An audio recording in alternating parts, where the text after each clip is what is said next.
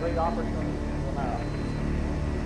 Even at a time when we face great problems at home and abroad that will test the strength of our fight. But we also see a time when that fighter has America is a great and good land. We are a great and good land because we are a strong, free, good land because America is a single great force for peace everywhere in the world.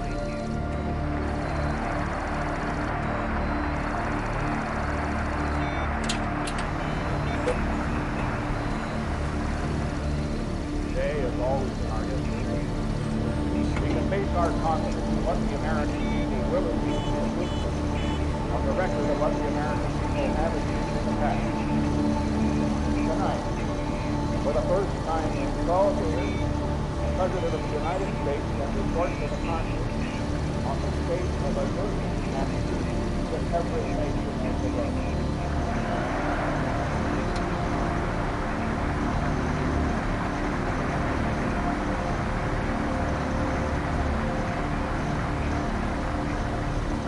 Because of this, the 22,000-word message to say to the Union that I have just handed the Speaker of the House and the President.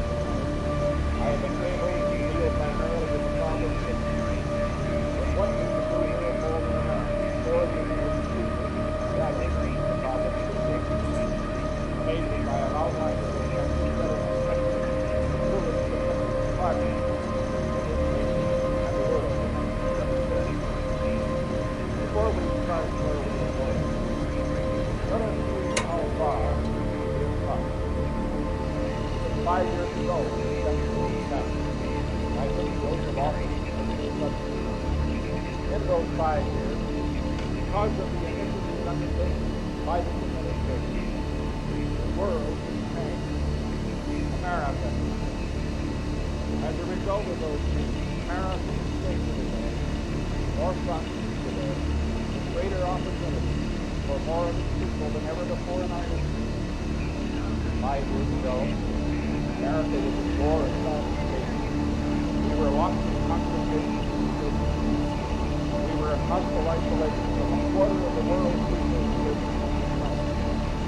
5 years ago, our cities were burning. 5 years ago, our college campuses were battled. 5 years ago, crime at a rate that struck fear across the nation. 5 years ago, spiraling round drug addiction, which threatened social tragedy with mass deportation and withdrawal programs to be overlooked. 5 years ago, young Americans had guns for a generation before them. Americans would still live under the shadow of the military threat. 5 years ago, there was no national program to preserve our environment. Our air is getting clear, our water is getting more fine. 5 years ago, American agriculture was practically a depressed industry, with 100,000 farm families abandoning the farm every year. Look at America today, we find ourselves challenged by new problems. But we also find a record of progress that confounds the professional friars and dooms talking to success. We met the challenges we faced 5 years ago, and we will continue to be confident of meeting those faced today.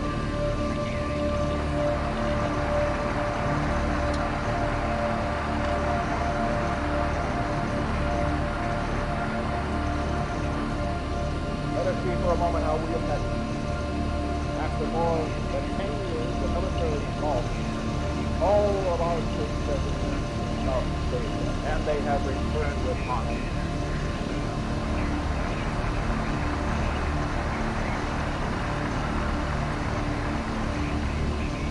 And we can be proud of the fact that our courageous prisoners of war, for whom a dinner was held in Washington tonight, that they came home with their heads high, on their feet, and not on their knees.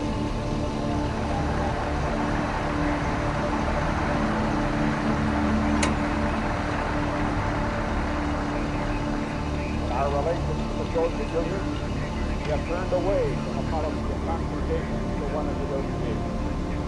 For the first time since World War II, the world's two strongest powers are working together towards peace in the world. The People's Republic of China, after a generation of hostile isolation, we have begun a period of peaceful exchange and expanding trade.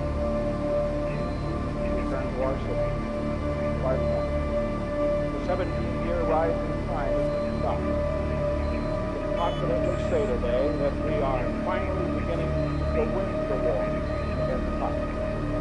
Right here in this nation's capital. A few years ago, we threatened to become the crime capital of the world. The rate of crime has been cut in half. Massive campaign against drug abusers in our country. And the rate of new heroin addiction, the most vicious set of all, is decreasing rather than increasing. For the first time in a generation, no young Americans are being drafted into the armed services of the United States.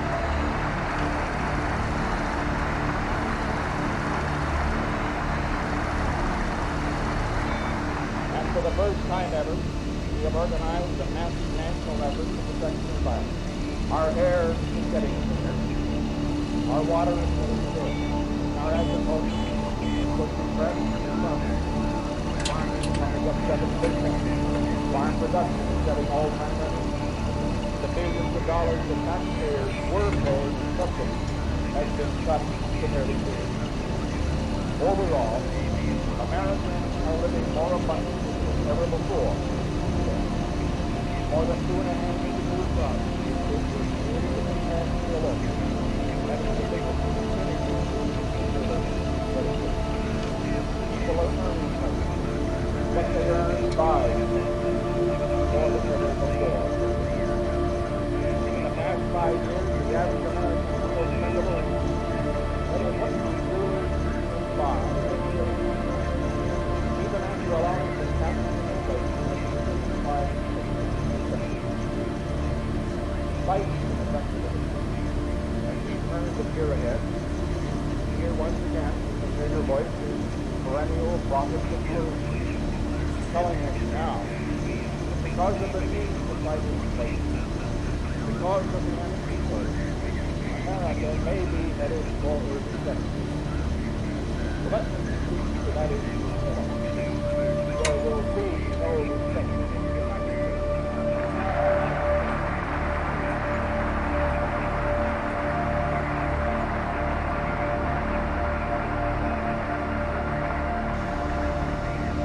Primarily due to our energy crisis, our economy is back into a difficult phase. I pledge to you tonight, the full powers of this government will be used to keep America's economy producing and to protect the jobs of American workers.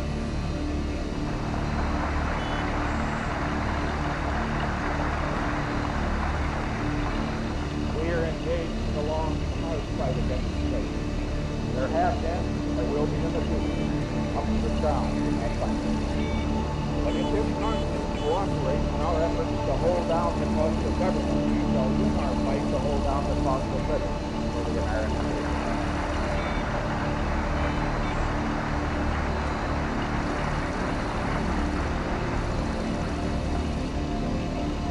Look back over our history. Years that stand out as the ones are those in which the administration and the Congress, whether one party or the other, working together, had the foresight to select those particular initiatives for which the nation was ready and the moment was right, and in which they seized the moment. Looking at the year 1974, which lies before us, there are 10 key areas in which landmark accomplishments are possible this year in America. If we make these our national agenda, this is what we will achieve in 1974. We will break the back of the energy crisis. We will lay the foundation for our future capacity to meet America's energy needs, America's own resources.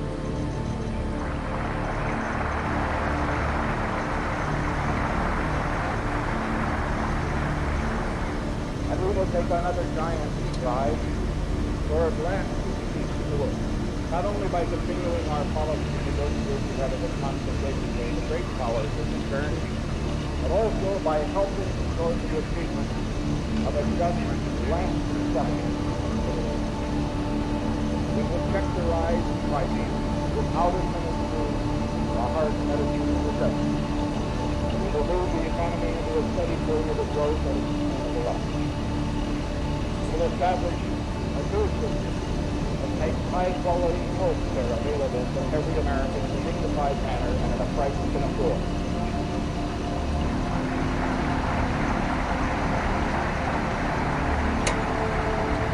We will make our states and localities more responsive to the needs of their own citizens. We will make a crucial breakthrough for better transportation in our towns and our cities across America. We will reform our system of federal aid to education to provide us when it is needed, where it is needed, so that it will do the most to those who need it the most.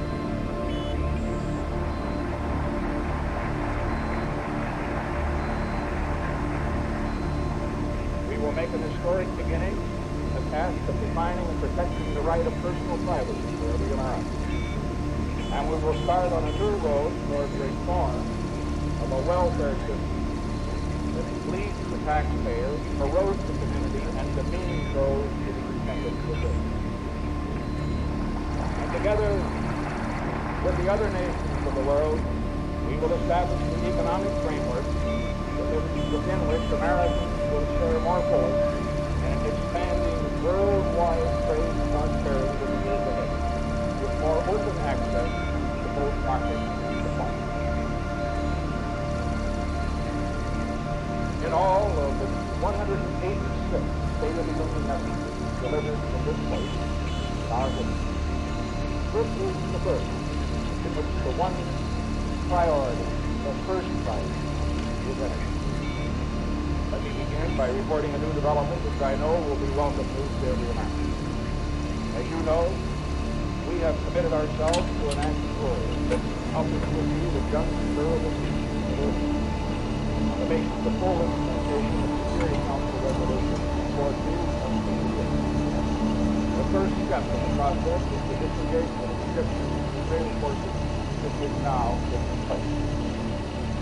Because of this hopeful development, I can announce tonight that I have been assured through my personal contacts with friendly leaders in the Middle Eastern area that an urgent meeting will be called in the immediate future to discuss the lifting of the oil embargo. Now this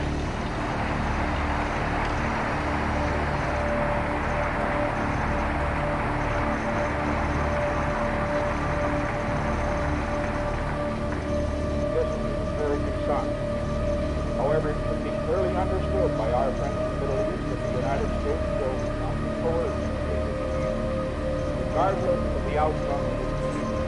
The cooperation of the American people in our energy conservation program has already gone a long way towards achieving the goals of which I am deeply dedicated. Let us do everything we can to avoid gasoline rationing in the United States.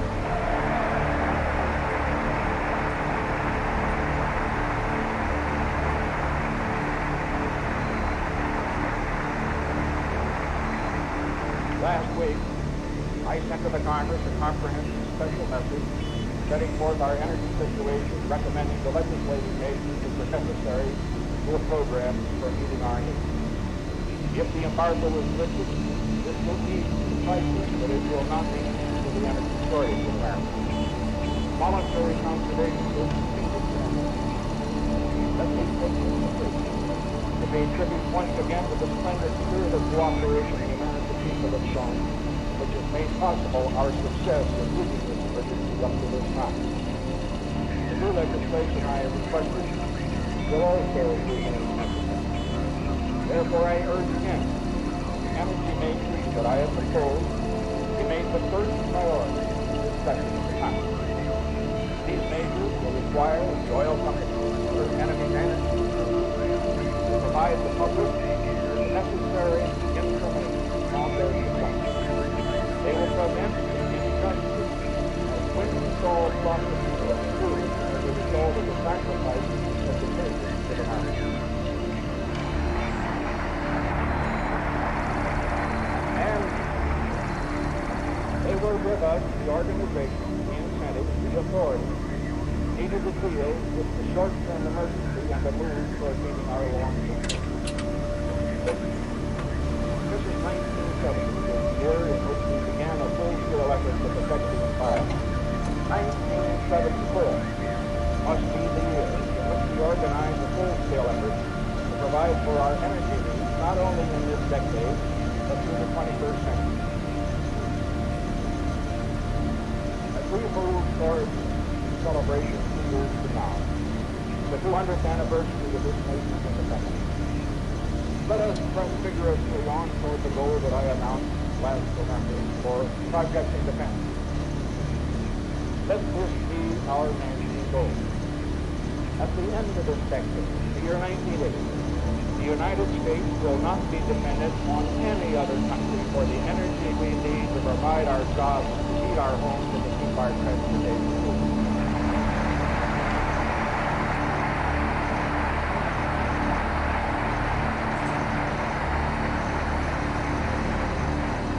To indicate the size of the government commitment, spur energy research and development, we plan to spend $10 billion in federal funds over the next 5 years. That is an enormous amount. But during the same 5 years, private enterprise will be investing as much as $200 billion, and in 10 years, $500 billion to develop the new resources, the new technologies, the new capacity America requires for its energy needs in the 1980s. That's just amazing, the magnitude of the project we are undertaking.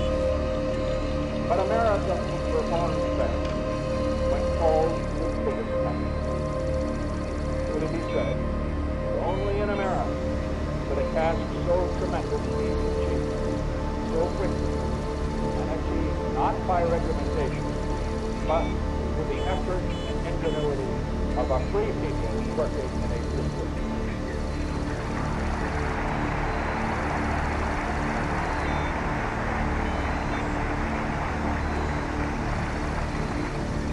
Turning now to the rest of the agenda for 1974, the time is at hand this year to bring comprehensive, high-quality health care to individuals of every American. I shall propose a sweeping new program that will assure comprehensive health insurance protection to billions of Americans who cannot now obtain it or afford it, with vastly improved protection against catastrophic illness. This will be a plan that maintains the high standards of quality of and it will not require additional taxes. Now I recognize that other plans have been put forward that would cost $80 billion more than $100 billion, and it would put our whole healthcare system under the heavy hand of the federal government.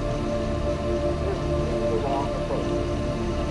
If we can try to broad the scale, it is not the way we do things here in America. This kind of plan would threaten the quality of care provided by our whole healthcare system. Rightfully, is one that builds on the strength of the present system and one that does not destroy those systems. One based on partnership, not dependence. Most important of all, let us be good as the guiding principle of our health program. Government has a great role, but we must always make sure that our doctors will be working for their patients and not for the federal government.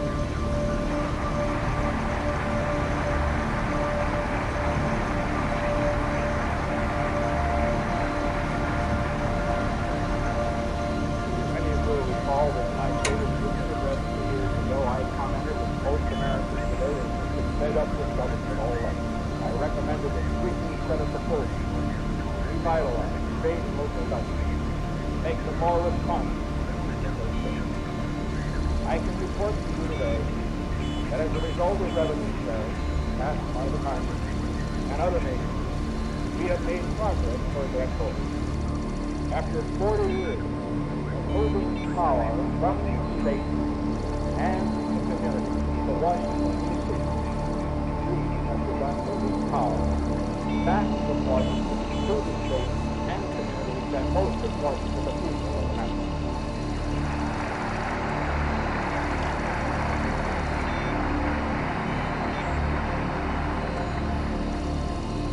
This session of the Congress, I believe we are near the breaking point on efforts which I have suggested, proposals to let people themselves make their own decisions for their own community, and in particular on those to provide broad new flexibility, federal aid, community development, economic development for a state. I look forward to working with the Congress, with members of both parties, in resolving whatever may remain their differences we have in the subject, so that we can make available nearly $5.5 billion to our state municipalities to do, not for what a federal bureaucrat may want, but for what their own people in those communities want.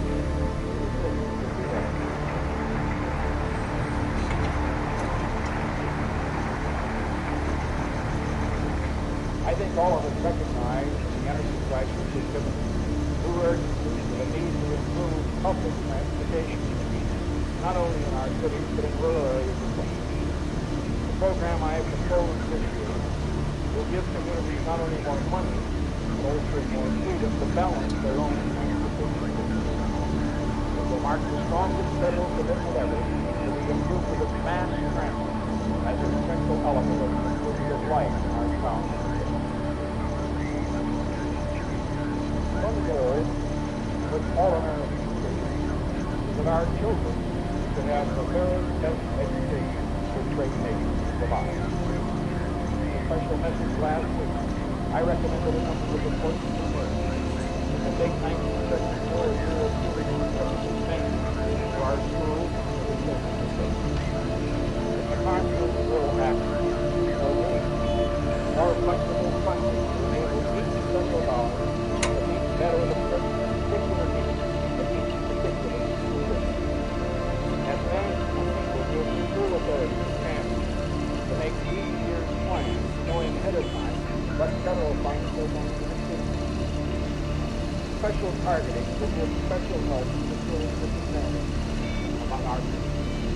College students facing rising costs for their education will be able to draw on an expanded program with loans and grants. These advances are a needed investment in America's most precious resource, our next generation, and I urge the Congress to act in this legislation in 1974. One nation of a truly free society, the vigor with which it protects the liberties of its individual citizens. As technology has advanced in America, it is increasingly enforced in one of those liberties, what I term the right of personal privacy.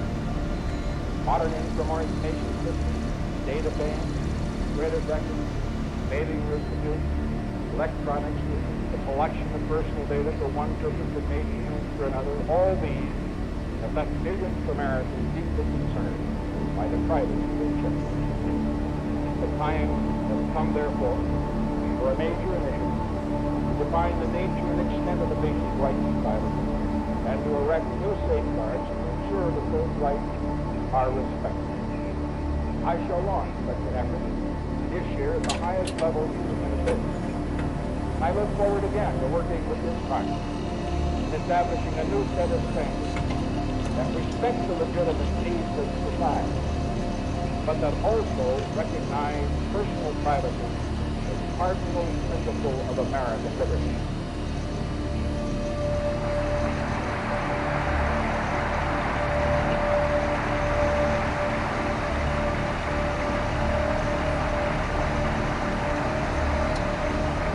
Many of those in this chamber tonight will recall that just 3 years ago, I turned the nation's welfare system constantly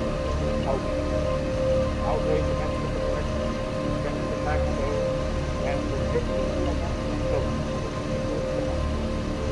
That system is still an outrage. By improving the administration, we've been able to reduce numbers of abuse.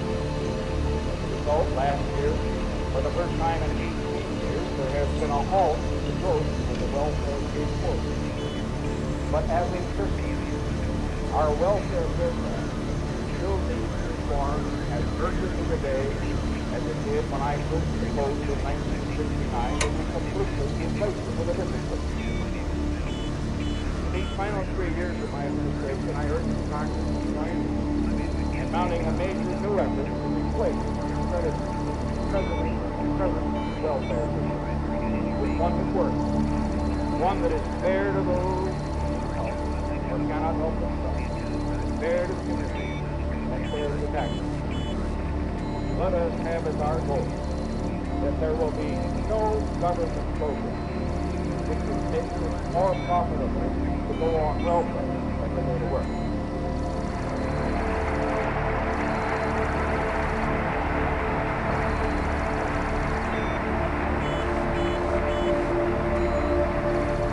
I recognize that the debate that has taken place within the Congress over the past 3 years of this program that we cannot expect an action over time and a new time. But I look forward to Congress and administration together make this the year in which we discuss, debate, and shape such reform so that it can be enacted as quickly as possible. America's own prosperity is the case. Depends on our sharing fully and equitably in an expanding world prosperity. Historic negotiations to take place this year will enable us to ensure fair treatment in international markets for American workers, American farmers, American investors, and American citizens. It is vital that the authorities contained in the trade bill I submitted to the Congress be enacted so that the United States can negotiate effectively and vigorously on behalf of American interests. These negotiations usher in a new era of international trade that not only increases the prosperity of all nations, also strengthens the peace among all nations. The past 5 years, we have made more progress for the last destructive peace of the world than in any comparable time in the nation's history. We could not have made that progress if we had not maintained military strength of America. Thomas Jefferson once observed that the price of liberty is eternal liberty. By the same token and for the same reason in today's world, the price of peace is strong defense as far as the United States is concerned. The past 5 years, we have steadily reduced the burden of management to share the money, bringing it down from 44% in 1969 to 29% in the current year. We have cut our military manpower over the past 5 years by more than a third, from 3.5 million to 2 million. Coming year, however, increased expenditures will be needed. They will be needed to ensure the continued readiness of our military forces, to preserve present force levels to the rising cost, and to give us the military strength ahead of our security issues maintained, and if our efficiency will improve, our improvement. The question is not whether we can afford to maintain the necessary regular health. Whether we can afford not to maintain. The answer to that question is no. We must never allow America to become the second strongest nation in the world.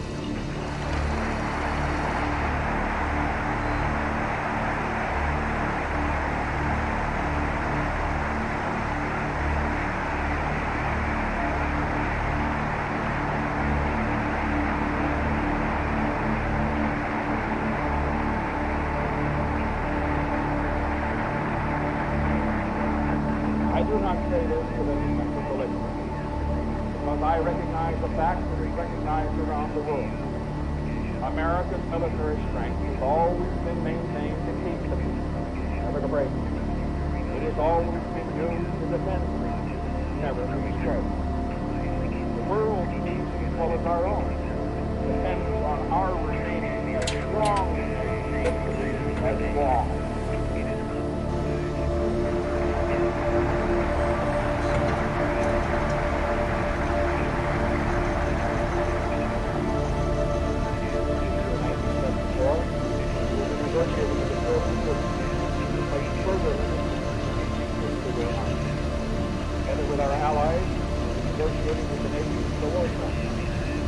naturally balanced production of forces to work. And we will continue our efforts to promote peaceful economic development in Latin America, in Africa, and Asia. We request for full compliance with the treaties and ordinances that brought an end to American fighting in the country, including particularly provisions that promise the full responsible accounting for those Americans who are being attacked.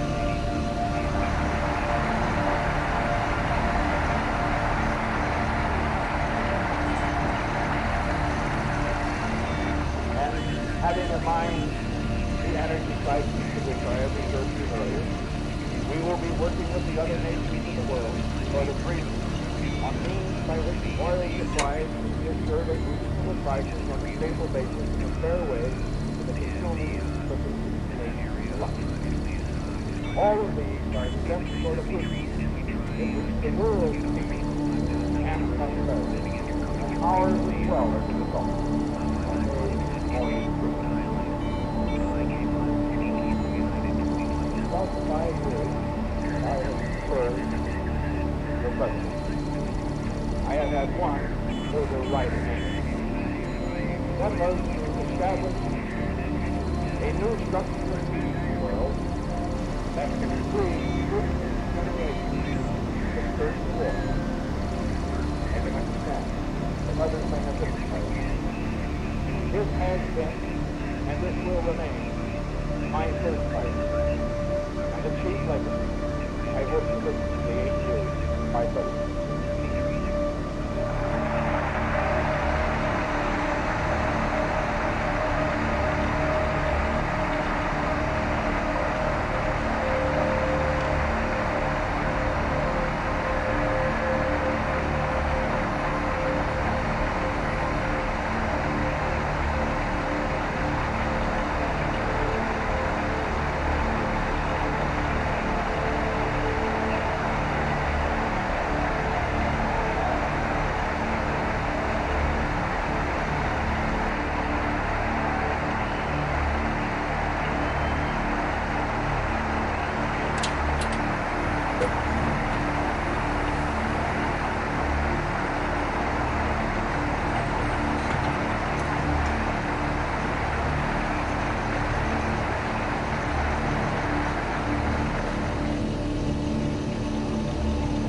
This does not mean that we shall not have other priorities, because as we strengthen these, we must also continue each year the steady strengthening of our society overall. Our conscience requires it, our interests require it, and we must insist upon it. As we create more jobs, as we build a better health care system, as we improve our education, as we develop new sources of energy, provide more abundantly for the elderly and the poor, strengthen the system of private enterprise, and the fruits of our prosperity. As we do all of this and more, solidify those essential bonds that hold us together as a nation. Even more importantly, we advance what is a functionality government in America is all about. What it is all about is more peace, more security, a better life for each one of the 211 million people that live in this planet. We cannot afford to neglect progress at home while pursuing peace abroad. But neither can we afford to neglect peace abroad while pursuing progress at home. With a stable peace, all is possible. Without nothing.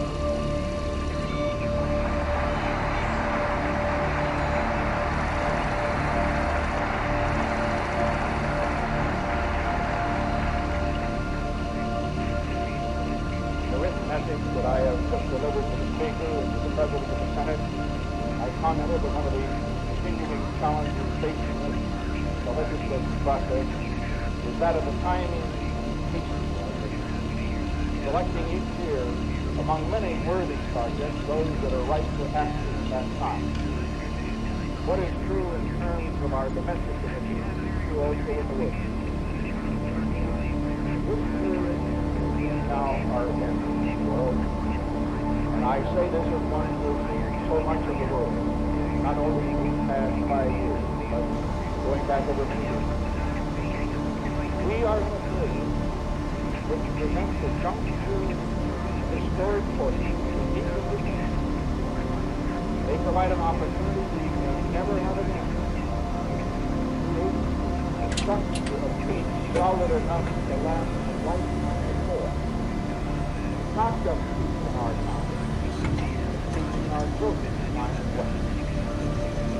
It is on the way we respond to this opportunity more than anything else that history will judge whether we in America have met our responsibility.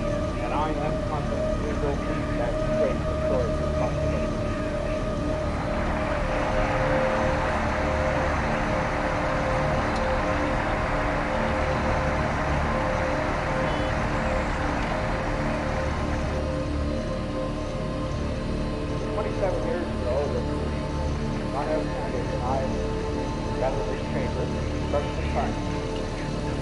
Our first David address delivered by her. I know from my talking to him as members of the Labor Committee, which we both served, that neither of us then even dreamed that either one or both might eventually stand in this place that I now stand in. And this is not what it is. May well be one of the freshman members of the 19th, one of you out there will deliver his own message whatever it is about. Well, whichever one it is, I want you to be able to look back and try to say that your first year here was great, and recall who in this 1975 when America tended its strongest year and began walking.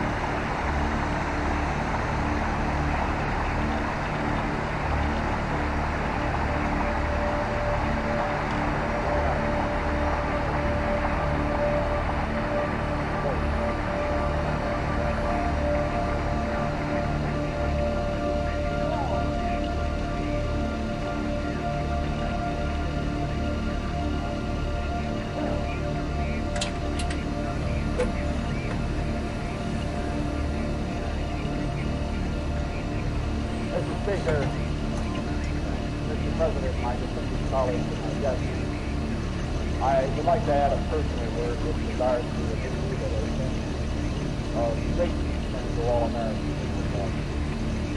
I refer, of course, to the investigation of the so-called Watergate affair. As you know, I have provided special prosecution voluntarily in a great deal of information. I believe that I have provided all the material through this investigation and to receive the prosecution and the European. I believe the time has come to bring an investigation into that investigation. 1 year of Watergate is enough.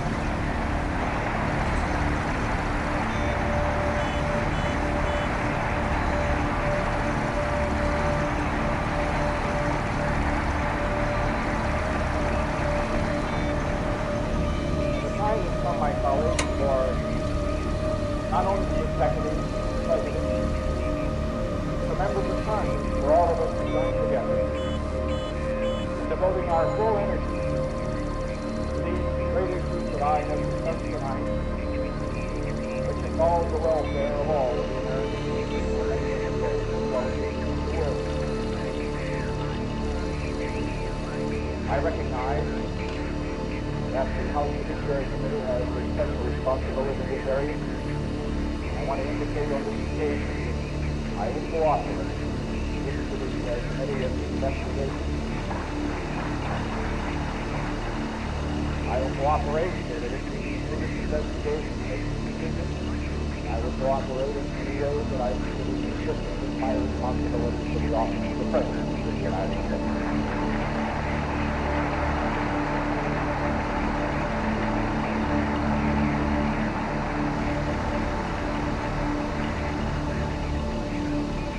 There is only one limitation. I will follow the precedent that has been followed through and followed by, protected by every president, George Washington, of never doing anything that weakens the office of the President of the United States and impairs the ability of the President in the future to make the great decisions that are so precious to this nation.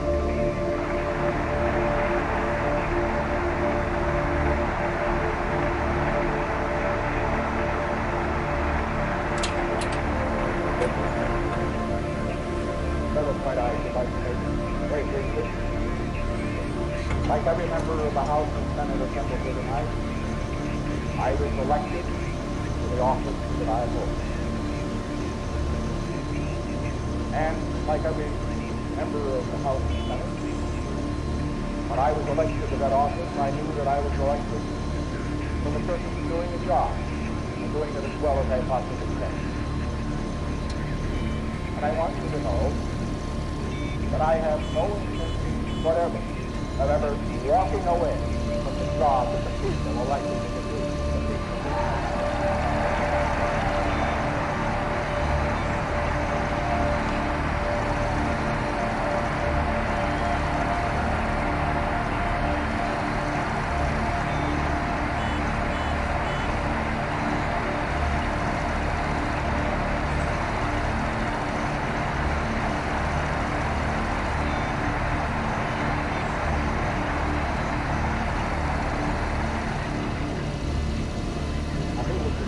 Understatement.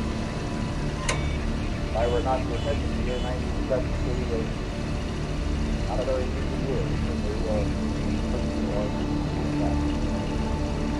As I've already indicated, the year 1974 presented very great and serious problems, but very great and serious opportunities are also.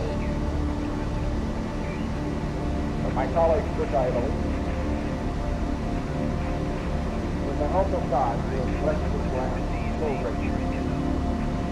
With the cooperation of the Congress and with the support of the American people, we can and we will make the year 1976 a year of unprecedented progress toward our goal of building a structure of massive and a new prosperity without war in the United States.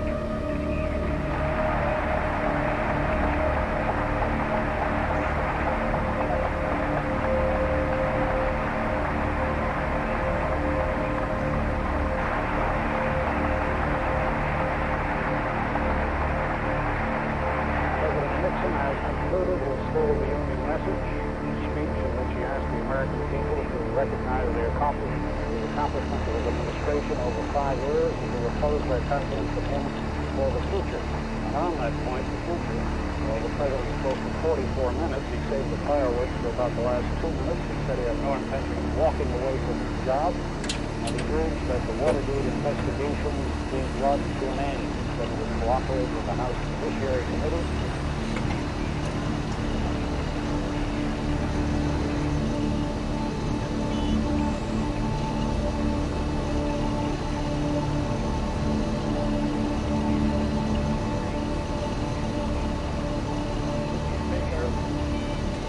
President, my colleagues in Congress, our distinguished guests, my fellow Americans. We are here tonight at a time of great challenge, great opportunity for now. These are times when we face great problems at home and abroad, but we also see times that we must fight our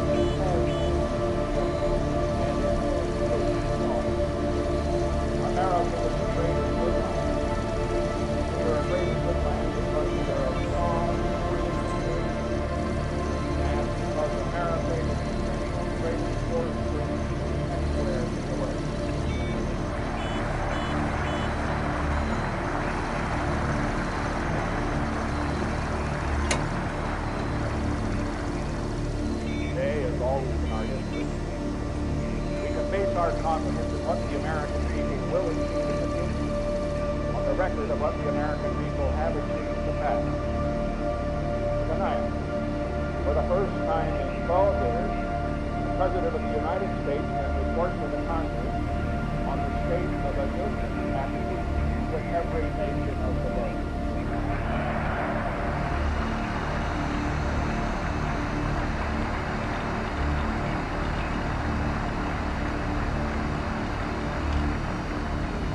Because of this, the 22,000-word message to the State of the Union that I have just handed to the Speaker of the House and the President of the Senate, I have been able to deal primarily with the problem of what we can do here in North America, or rather than the problem of the nations I have outlined in this message better than simple, is really specific projects for this nation and the world as we discuss today.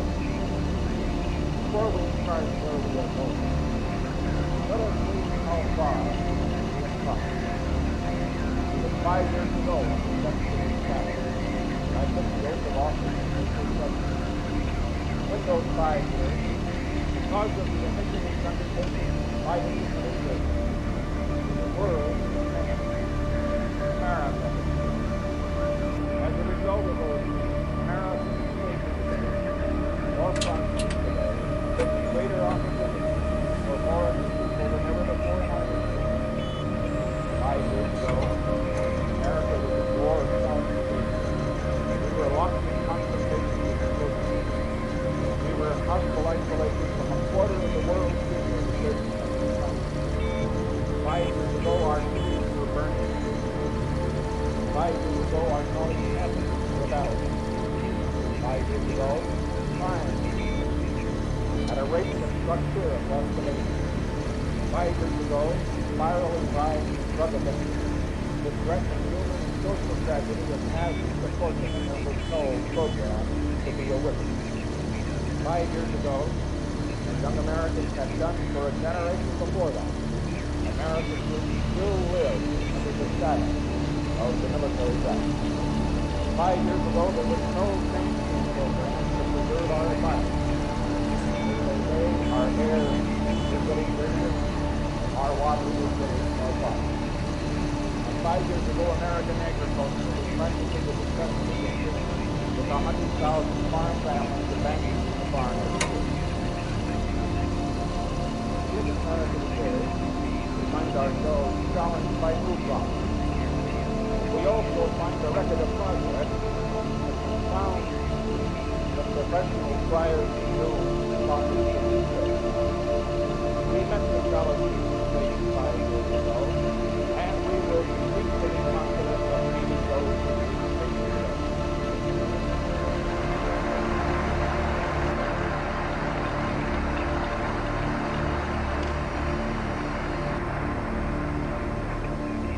Let us see for a moment how we have met.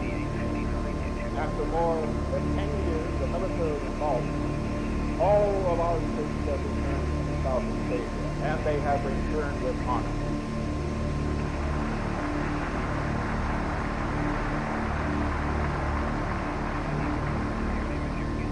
And we can be proud of the fact that our courageous prisoners of war for whom a dinner was held in Washington tonight, that they came home with their heads high, on their feet, and not on their knees.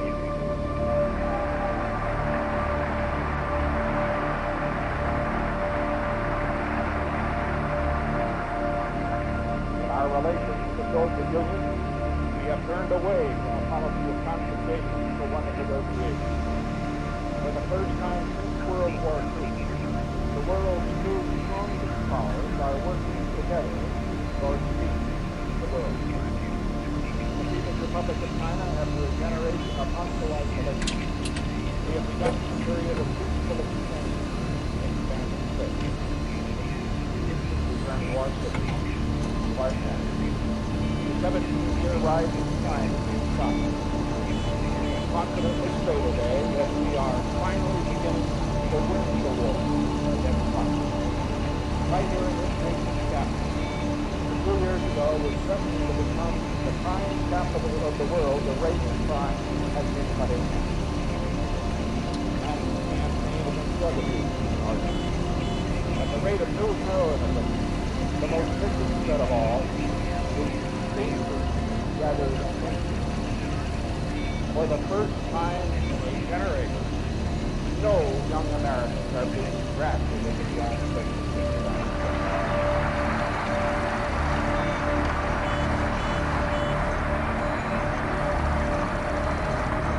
And for the first time ever, we have organized a massive national effort to protect the flag. Our air is getting cleaner. Our water is getting safe. Our agriculture was depressed. Farming is coming up 70%. Farm production is setting all-time records. The millions of dollars that taxpayers were paying in subsidies has been cut to nearly zero. Overall, Americans are living more abundantly than ever before. More than 2.5 million new jobs is created in the past year alone. That is the biggest percentage increase in relation to benefits. People are earning more. What they earn buys more than ever before. In the past 5 years, the average American's real spendable income, that is what we really buy, even after allowing the taxes to by 5 perspective, and we turn the year ahead, here once again, the familiar voice is perennial prophet of glory, telling us now, because of the need to fight inflation, because of the minimum wage, America may be headed for a recession. Let me speak to that issue. There will be no recession.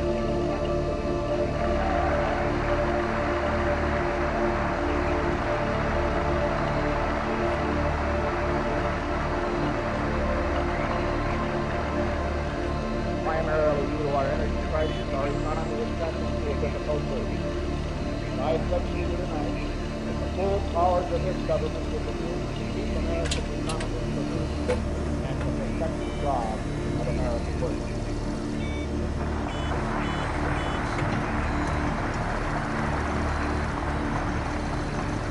We are engaged in the long and hard fight against inflation. There have been, and there will be in the future, ups and downs in our fight. But if this Congress cooperates in our efforts to hold down the cost of government, we shall win our fight to hold down the cost of living for the American people.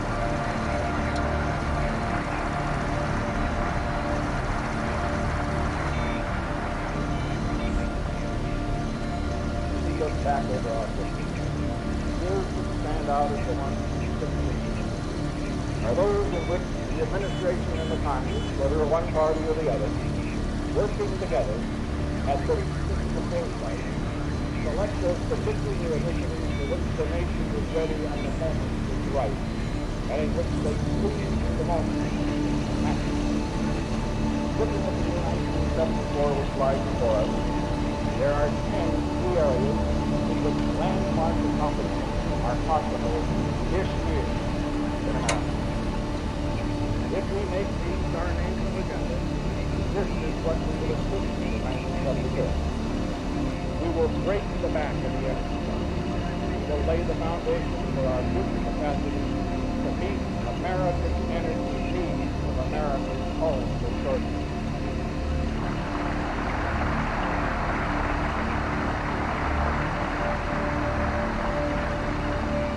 And we will take another giant stride toward lasting peace in the world, not only by continuing our policy of negotiation out of the consultation of the great powers in the journey, but also by helping toward the achievement of a just, lasting settlement. We would check the rise in prices without administering a hard medicine recession. We will move the economy into a steady period of growth at a sustainable level. We will establish a new system make high-quality health care available to every American in a dignified manner and at a price you can afford.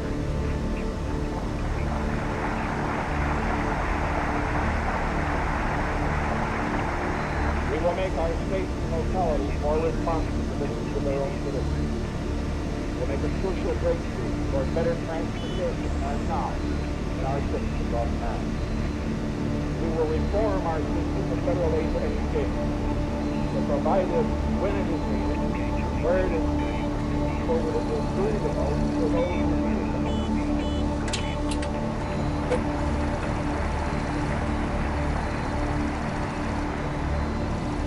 We will make an historic beginning in the task of defining and protecting the right of personal privacy for every American.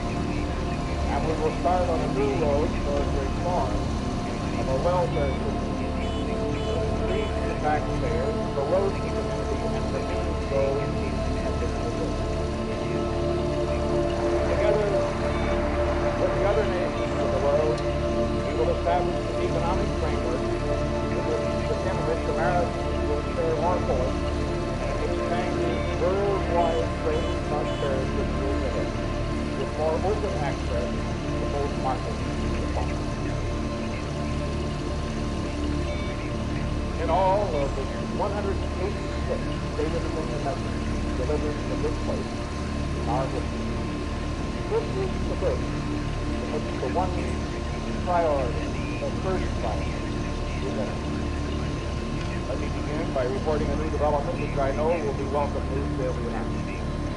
As you know, we have committed ourselves to an active role in helping to achieve a just and durable solution on the basis of full implementation of Security Council Resolution 242 and 250. The first step in the process is the distribution of subscriptions to security courses which is now taking place.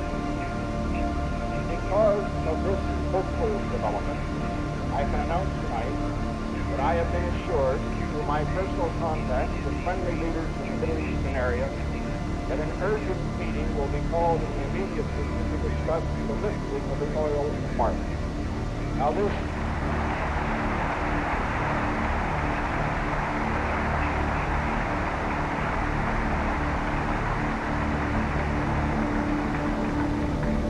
an encouraging sign.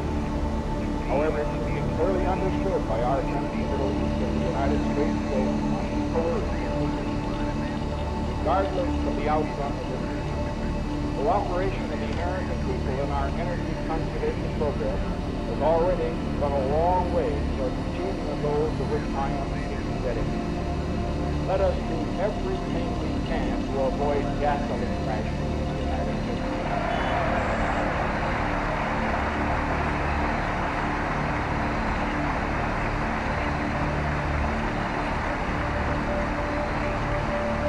Last week, I sent to the Congress a comprehensive special message setting forth our energy situation, recommending the legislative measures which are necessary to a program for meeting our needs. If the embargo is lifted, this will ease the crisis, but it will not ease the energy shortage in America. Voluntary conservation will continue to happen. Let me take this case to pay tribute once again to the splendid spirit of cooperation the American people have shown, which has made possible our success in moving this emergency up to this time. The new legislation I have requested will also remain necessary.